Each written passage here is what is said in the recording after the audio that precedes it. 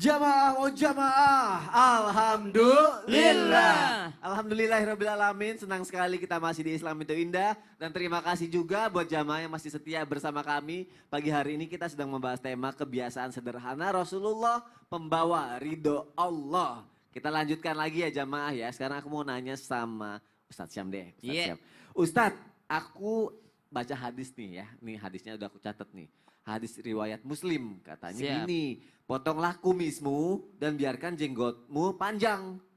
Bener gak sih Nabi nganjurin kayak gitu, numbuhin jenggot tapi kumisnya enggak? Tuh maksudnya gimana nih Ustadz nih? Aku bingung, mohon penjelasannya Ustadz Syam. Bismillahirrahmanirrahim. Tabi guruku Ustadz Faris, Ustadz Maulana, Mas Soni serta guru-guru kami yang dimuliakan Allah Subhanahu wa taala. Jadi baginda Nabi SAW itu mulai dari bangun tidur sampai tidur kembali itu adalah tuntunan Allah. Jadi tuntunan Allah Subhanahu wa taala. Kalau wahyu yang kita baca 30 juz Al-Qur'an itu adalah firman Allah Subhanahu wa taala menjadi wahyu ya. Kemudian ada lagi hadis-hadis baginda Nabi SAW. Tapi seluruh gerak-gerik baginda Nabi SAW itu adalah wahyu bagi Nabi dan dicontoh oleh para sahabat dan diikuti oleh kita semua. Sayyidina Abu Hurairah itu pernah mau masuk masjid. Ketika mau masuk masjid mundur lagi, masuk mundur lagi. Ditanya para sahabat, kenapa mau kemana? Kata Sayyidina Abu Hurairah radhiyallahu an, saya mau masuk masjid. Tapi kok maju mundur gitu? Apa yang dicari? Kata Sayyidina Abu Hurairah radhiyallahu an, saya mencari di mana dulu Nabi injak kakinya, di situ juga saya mau injak kakiku. Jadi saking pengennya gitu ngikutin apa yang dilakukan oleh baginda Nabi SAW.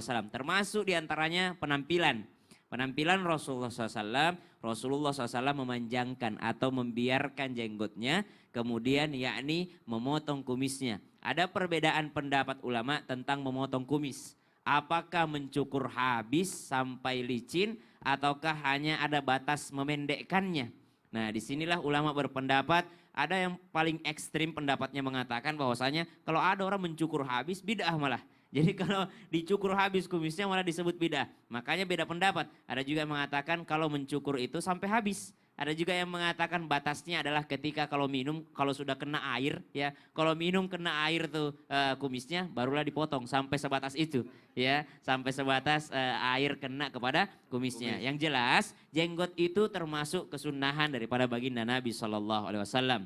Ada dua penjelasan sebenarnya dari seorang muhaditsin Indonesia, ya Allahu yarham, Kiai Ali Mustafa Yakub. Itu beliau menjelaskan bahwasanya kita tidak boleh dengan langsung melihat bahwasanya perintah Nabi itu yang bukan menyangkut keagamaan, bukan menyangkut syariat, hanya menyangkut sisi basyariah.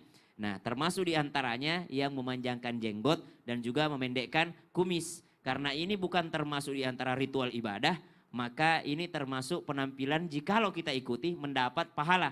Tapi jikalau tidak diikuti pun tidak berdosa.